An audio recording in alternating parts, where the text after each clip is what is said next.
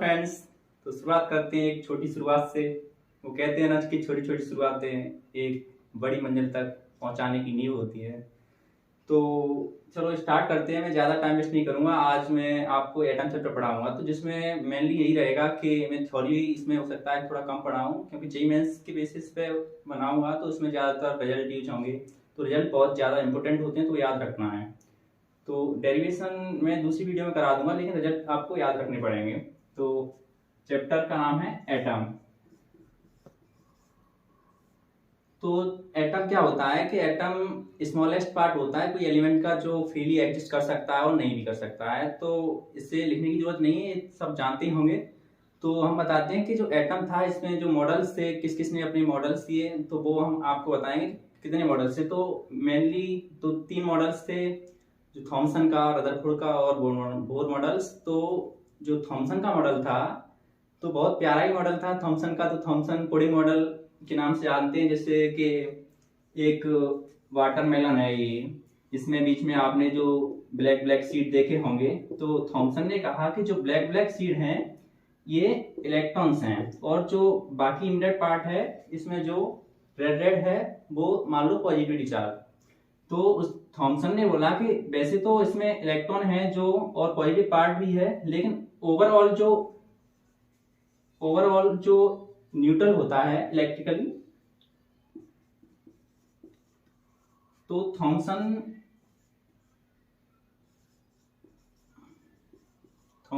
Pudding model.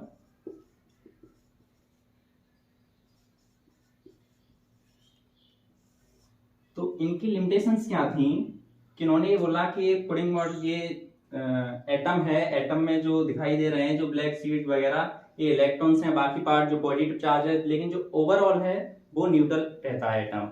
तो ये starting का मतलब इन्होंने मॉडल दिया था, लेकिन इसकी लिमिटेशन थी कि ये जो एटम है एग्जिस्ट करता है वो कैसे करता है ये नहीं बता पाए, और जो अल्फा पार्टिकल की स्कैटरिंग होती है वो कैसे होती है तो वो एक्सप्लेन नहीं कर पाए। तो इनकी ये लिमिटेशन थी। तो इनकी लिमिटेशन क्या थी?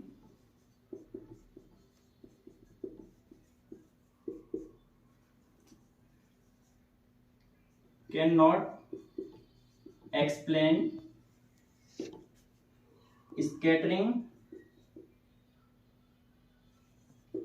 Scattering of alpha particle.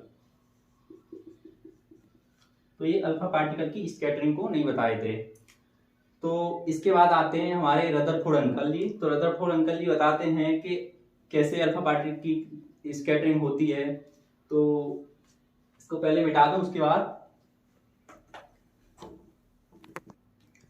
हाँ। तो फ्रेंड्स, सेकंड मॉडल था रदरफोर्ड मॉडल। तो इसमें क्या था कि इन्होंने अल्फा पार्टिकल की जो स्कैटरिंग थी वो समझाई थी। तो कैसे अल्फा पार्टिकल की स्कैटरिंग होती है वो बताई। तो इन्होंने क्या किया कि पहले तो आपको बता दूं अल्फा पार्टिकल क्या होता है कि ये हीलियम का double ionised positively charge particle होता है।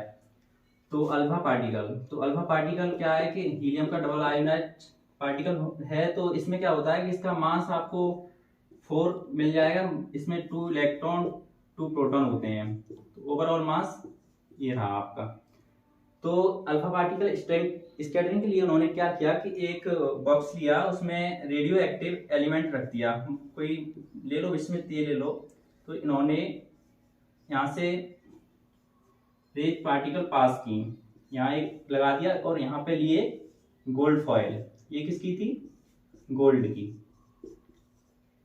तो यहाँ से जो पार्टिकल थे स्कैटरिंग होके लौट रहे थे, तो इसको इन्होंने एक जिंक फॉइल पे, जिंक की ये जो फॉइल है उस पे ऑब्जर्व किया। तो इन्होंने क्या ऑब्जर्व किया कि जो अल्फा पार्टिकल हैं यहाँ से जा रहे हैं, तो कुछ अल्फा पार्टिकल हैं वो बिना मतलब डाइवर्ट हुए सीधे निकल जा रहे हैं, और कुछ ऐसे होते हैं 8000 में से एक जो वापस अपना रिटेस्ट पाथ कर रहा है। तो उन्होंने इसका ऑब्जर्वेशन था वो आपको बताते हैं अभी। तो रदरफोर्ड मॉडल के क्या ऑब्जर्वेशन थे, उन्होंने क्या ऑब्जर्व किया वो बताया कि जो एटम है, अब मान लो अल्फा पार्टिकल की जो रेज आ रही है यहाँ पे, तो यहाँ पे मतलब मैसिव पार्ट था जो इसको यहाँ से जो पास हो रहा था, जो रेज यहाँ से जा रही थी अल्फा पार्टिकल की, वो इसी पाथ पर रिट्रेस हो रही थी। लेकिन जो यहाँ से जा रही थी तो ये डाइवर्ट होके इधर जा रही थी और ये ऐसे, और बाकी जो थी सीधी निकल जा रही थी। ये आपको डायग्राम से दिखाई दे रहा होगा कि जो रेज हैं वो कैसे डाइवर्ट हो रही हैं।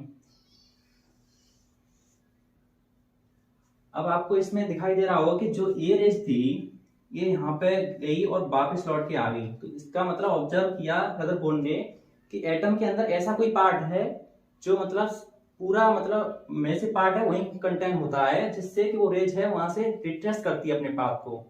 तो उन्होंने बोला कि an atom consist massive part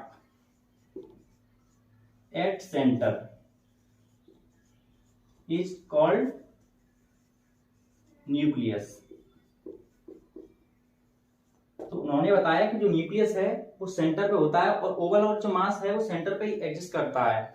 तो उन्होंने बताया कि जो अल्फा पार्टिकल की जो रेडिएशन जाती हैं वो जो हैं ओनली जैसे 8000 जा रही हैं तो उसमें से एक, मुश्किल से एक अपना रिट्रेस पाथ करती है, जो गई जो न्यूक्लियस से यहाँ पे गई और न्यूक्लियस से वापस। ये जो रेज है इलेक्ट्रॉन, यहाँ तक जो रदरफोर्ड का जो मॉडल था बहुत ही इंपॉर्टेंट था। तो उन्होंने ज्यादातर चीजें उन्होंने बता दी थी। तो उन्होंने बताया कि कैसे जो है इलेक्ट्रॉन्स मतलब कोई एटम है उसके अंदर मोस्टली एम्प्टी पार्ट होता है लेकिन सेंटर पे मैसिव पार्ट एक्सिस्ट करता है, जिससे कि जो रेज आती हैं वो रिटर्न रिट्रेस अपने पाथ को करती हैं।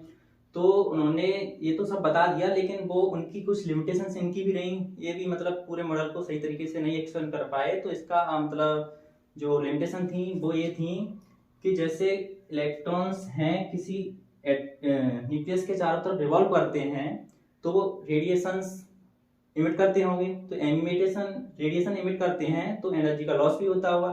तो एनर्जी का लॉस हो रहा है तो इलेक्ट्रॉन जैसे ये रहा न्यूक्लियस और इलेक्ट्रॉन्स ऐसे रिवॉल्व कर रहे हैं इसके चारों तरफ, तो क्या करेंगे कि ये इस ऑर्बिट से एनर्जी लॉस करेंगे तो इस ऑर्बिट में आ जाएंगे, फिर ये न्यूक्लियस में कोलैप्स हो जाना चाहिए, लेकिन ऐसा नहीं होता है।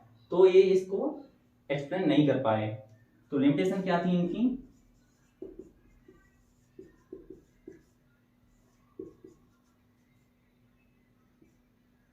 they cannot explain how an electron revolve around nucleus without collapse।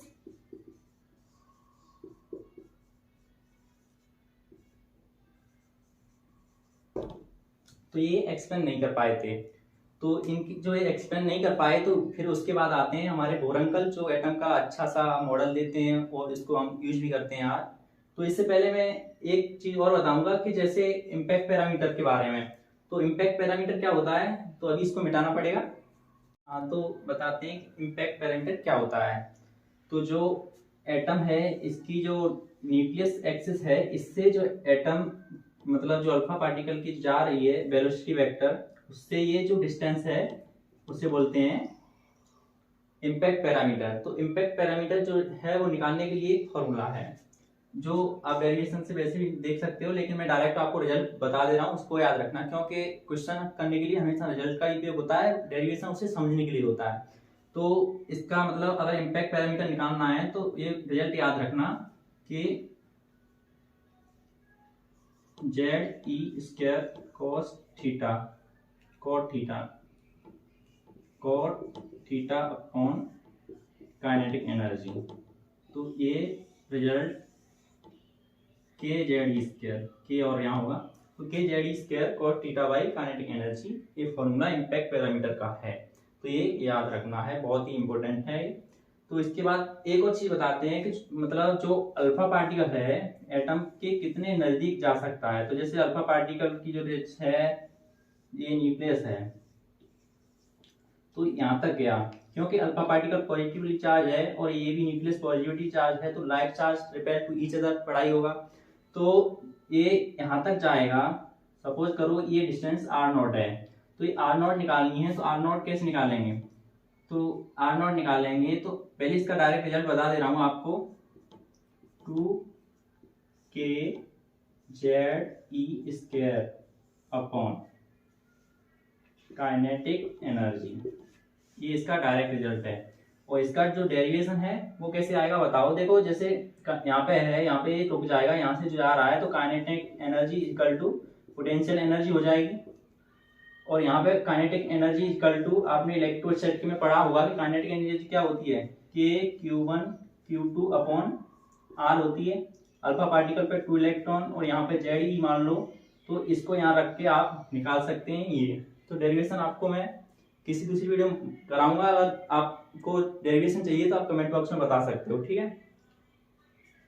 Model था वो बोरसंकर जी ने दिया था, तो उन्होंने बताया कि कैसे इलेक्ट्रॉन्स मतलब न्यूक्लियस के चारों तरफ घूमते हैं बिना कोलैप्स हुए। रदरफोर्ड ने तो बताया था कि इलेक्ट्रॉन्स घूमते हैं न्यूक्लियस के चारों तरफ, लेकिन वो एक्सप्लेन नहीं कर पाए थे कि वो बिना कोलैप्स हुए मतलब एनर्जी लॉस किए हुए कैसे वो रिवॉल्व करते हैं न्यूक्लियस के चारों तरफ। तो बोर अंकल आए तो उन्होंने बताया कि जो इलेक्ट्रॉन है वो न्यूक्लियस के चारों तरफ घूमता है तो किसी एक फिक्स ऑर्बिटल में घूमता है जो इंटीजर मल्टीपल ऑफ NH/2π होता है। तो इन्होंने क्या बताया कि electrons revolve in which those orbital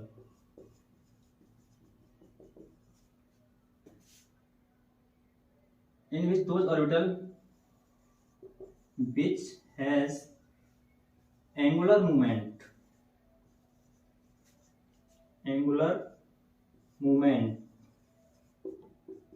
integer multiple of NH/2π। तो एंगुलर मूवमेंट L=NH/2π होना चाहिए।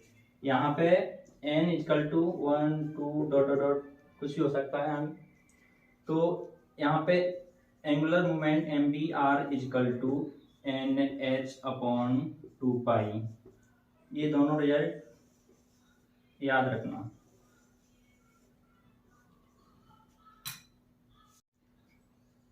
तो बोर अंकल थे, उन्होंने जो रेडियस का फॉर्मूला बताया वो NH/2π, वहीं से आप निकाल सकते हो।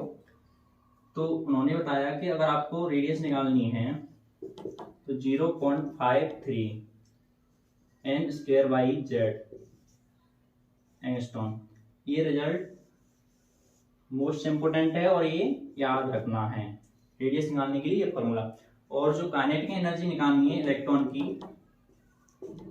की काइनेटिक एनर्जी निकालने के लिए kZe²/2r, ये R है, ठीक है। और जो पोटेंशियल एनर्जी है वो निगेटिव होती है इसकी, तो kZe²/R।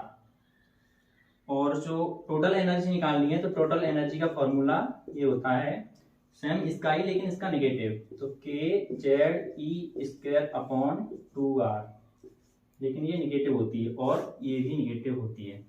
तो इसका आप एक दूसरे के साथ रिलेशन निकाल सकते हो, ठीक। तो ये फॉर्मूले आपने देख लिए होंगे, तो हम इनका रिलेशन भी देख लेते हैं कि जो काइनेटिक एनर्जी है वो टोटल एनर्जी के इक्वल होती है, नेगेटिव साइन ध्यान रखना। और जो टोटल एनर्जी है वो पोटेंशियल एनर्जी के